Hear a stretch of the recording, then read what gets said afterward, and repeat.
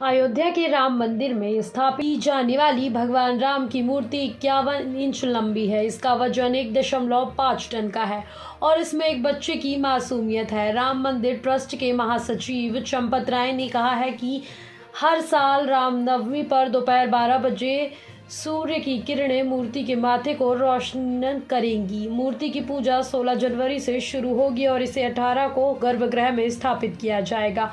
उन्होंने कहा कि पानी, दूध और आचमन का मूर्ति पर कोई प्रतिकूल असर नहीं पड़ेगा। चंपत राय ने कहा कि 3 मूर्तिकारों ने अलग अलग भगवान श्री कृष्ण श्री राम की मूर्ति बनाई है, जिसमें से एक मूर्ति को चुना गया जिसका वजन 1.5 टन के साथ साथ पैर से माथे तक की लंबाई 51 इंच है। चंपत राय ने आगे कहा कि भगवान श्री राम की मूर्ति की लंबाई और इसकी स्थापना की ऊंचाई भारत के प्रतिष्ठित अंतरिक्ष वैज्ञानिकों की सलाह पर इस तरह से डिजाइन की गई है कि हर साल चैत्र मास के शुक्ल पक्ष की नवमी तिथि राम नवमी को स्वयं भगवान सूर्य श्री राम का अभिषेक करेंगे, क्योंकि दोपहर 12 बजे सूर्य की किरणें सीधे उनके माथे पर पड़ेंगी, जिससे कि चमक उठेगा मूर्ति का स्वरूप।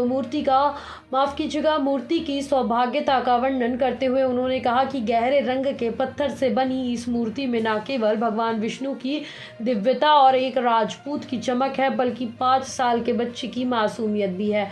उन्होंने कहा कि इस मूर्ति का चयन चेहरे की कोमलता, आंखों की झलक, मुस्कुराहट, शरीर आदि को ध्यान में रखते हुए की गई है। 51 इंच की मूर्ति का सिर, मुकुट और आभा भी बारीक तरीके से तैयार किया गया है। चंपत राय के मुताबिक मूर्ति की प्राण प्रतिष्ठा का अनुष्ठान 16 जनवरी से शुरू होगा। इसके अलावा 18 जनवरी को भगवान राम को गर्भगृह में सिंहासन पर स्थापित किया जाएगा। भगवान राम की केवल 5 वर्ष की आयु की यह मूर्ति मंदिर के भूतल पर रखी जाएगी और 22 जनवरी को इसका अनावरण किया जाएगा। भगवान राम के भाइयों सीता और हनुमान की मूर्ति पहली मंजिल पर रखी जाएगी। यहाँ मंदिर 8 महीने के बाद बनकर तैयार हो जाएगा। चंपत राय ने कहा कि राम मंदिर परिसर में महर्षि वाल्मीकि, महर्षि वशिष्ठ, महर्षि विश्वामित्र, महर्षि अगस्त्य, महर्षि निषाद राज, माता शबरी और देवी अहिल्या के मंदिर भी बनवाए जाएंगे। इसके अलावा यहाँ जटायु की मूर्ति पहले ही स्थापित की जा चुकी है। चंपत राय ने कहा कि मंदिर की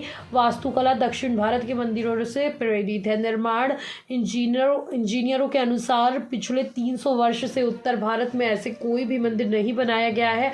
उन्होंने आगे कहा कि यद्यपि पत्थर की आयु 1000 साल है, लेकिन सूरज की किरण, हवा और पानी इस पर प्रभाव नहीं डाल पाएंगी, क्योंकि नमी के अवशोषण को रोकने के लिए नीचे ग्रेनाइट स्थापित किया जाएगा।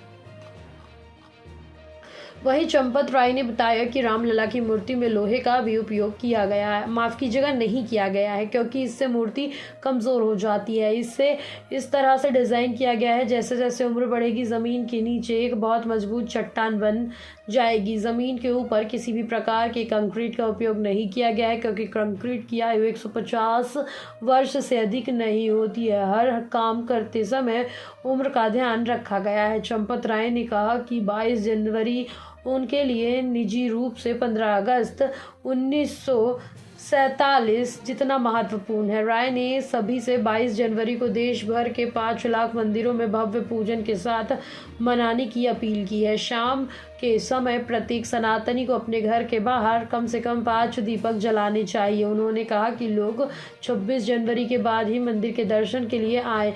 उन्होंने भरोसा दिया है कि मंदिर के दरवाजे तब तक खुले रहेंगे जब तक सभी लोग दर्शन नहीं कर लेते, यहाँ तक कि आधी रात को भी। जी हाँ, आप भी ज़रूर जाइए अयोध्या के राम मंदिर और राम जी का आशीर्वाद ज़रूर पाइए।